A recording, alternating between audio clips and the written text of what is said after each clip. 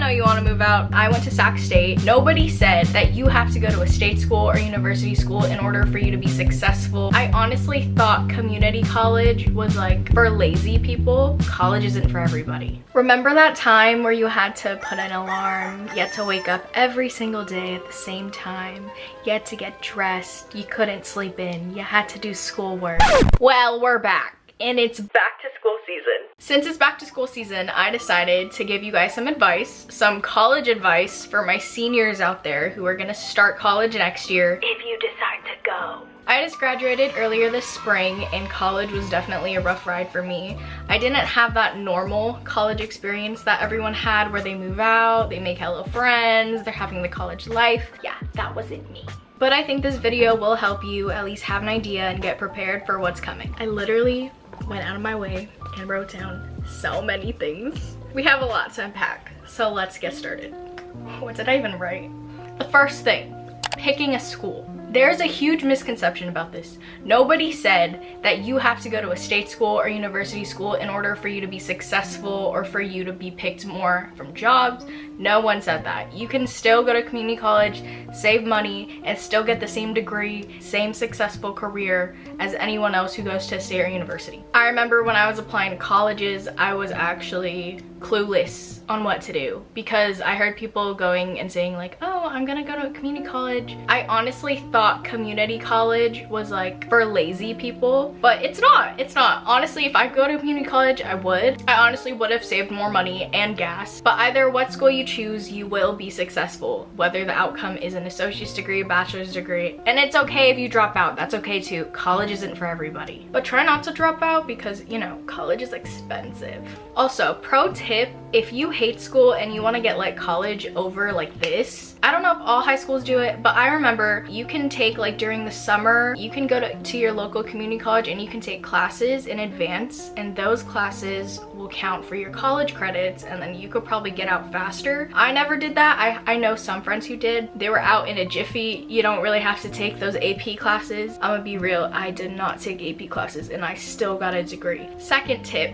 planning classes. In high school, you don't plan your classes. You get your schedule, you walk around, you're like, oh, blah, blah, I'm in this room. College is a completely different experience. You have more freedom where you can pick your classes, you can pick your professors, you can pick what days you actually want to go to class. Rate My Professor is your best friend. This site is basically where students rate the professor, rating them from 1 star to 5 stars, and it basically gives you a big description if the teacher is good or not, if you should take them, if they're hard, you know, extra work, all that. Always use Rate My Professor. I remember my first semester, I don't really know what I was doing. I enrolled kind of late because I was part of the freshman class. I didn't get great classes, and yeah, I had some really bad teachers. There also will be moments where you do enroll and you get really bad classes like me, and that's pretty normal for freshmen. So make sure to not like be by yourself and like stress about it alone. There are advisors there for a reason. They will help you with your classes. Some of them are like students, some of them are alumni. They're all really there to help you. When it comes to schedules, it's not 100% guaranteed that the schedule you pick is gonna be your actual schedule. Make sure to have like 3 backups or like classes that you can easily replace, because once you enroll, you could probably get 3 classes out of 5 and then you're stressed about, oh, I didn't get it on the certain day or I worked that day. Planning classes is really stressful, so like be prepared. And also make sure to wake up for your enrollment date. There were many times I slept through it or put an alarm, didn't wake up for it, and I didn't get the certain class because I was a minute late. When the time says your appointment's at 12:15, your appointment's at 12:15.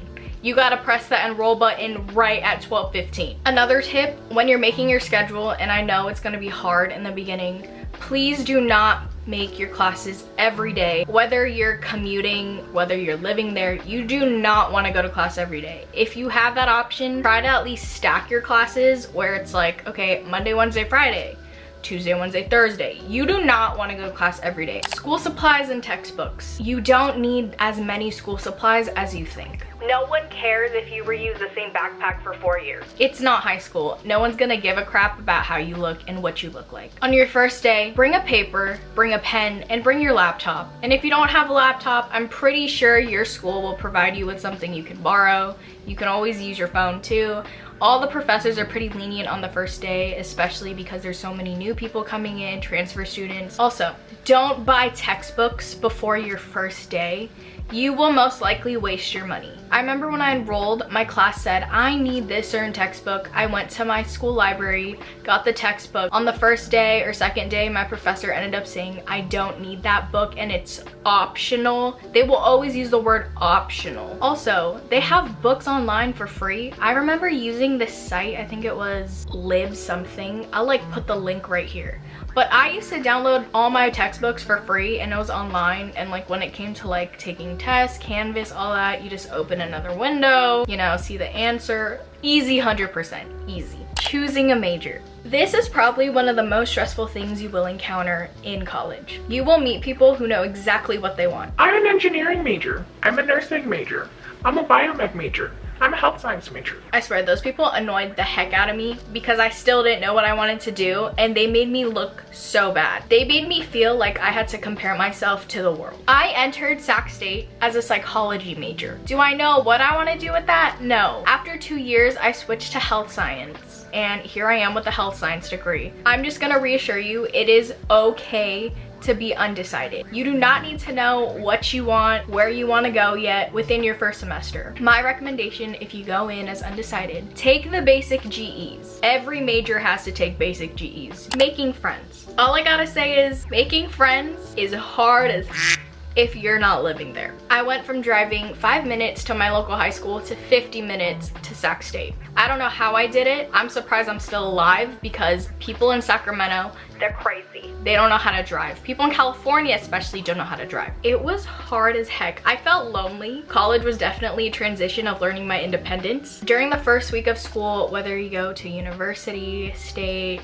I don't know about community college because I've never been. But basically, there's a thing called sorority rush or rush week, and all these different sororities, fraternities, they will come, have booths, and they will be like, join our club, join our club. I didn't join their club because I heard you gotta pay, first off. You gotta pay to have fun. And second, I didn't live there and I knew it was gonna be hard for me, especially like if there's parties or like anything basically within that club, it would be super hard for me to commute. So unless you live by the school, totally recommend joining. If you're really social, join. If you're not social, don't join. But either way, I still made friends. You actually make friends in classes. Don't expect them to be like your friends or buddy like after the class, because most people end up being friends for the assignment, to study together, and then after the class ends, after the semester ends, you're done, and then you're mutuals on Instagram. That's how it normally goes. But overall, don't come into college and think you're gonna make friends easily, especially finding a relationship. Do not go into college thinking that you're gonna find the man of your dreams, because some college boys,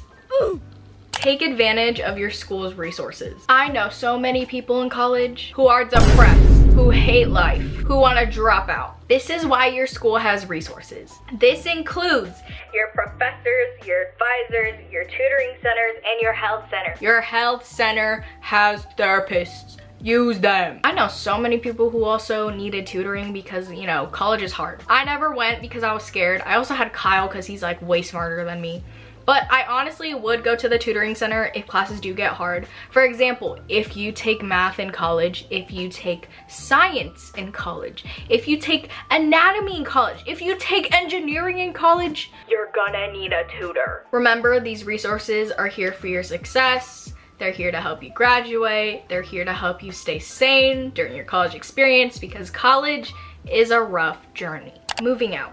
This topic is extremely hard for me to look back on because I definitely had trauma my first semester going in. Long story short, I was supposed to move in with a couple friends during my last couple months of senior year. Little did I know, they signed papers behind my back. They went and moved in, and yeah, I was left with no roommates. Things happen for a reason. If you don't move out, that's not the end of your college career. That's not the end of your life. I remember crying and crying to my parents, like, how come I can't move out, da da da da da. COVID ended up happening, which saved my butt, because during COVID, I would have had to pay for that apartment even though I was staying here. And there was just a lot going on during COVID, so things happened. But yeah, I just want to remind you that moving out doesn't mean you're behind in life or you're behind in college and you won't have the same experience. College is different for everyone. But either way, you will still have a great college experience no matter if you move or you stay home. That was a lot. Anyways, I hope you enjoyed this video. Don't worry, everything will work out. Don't stress about it. Just focus on you and where you want to go and what makes you happy. I'll see you in the next video. Bye.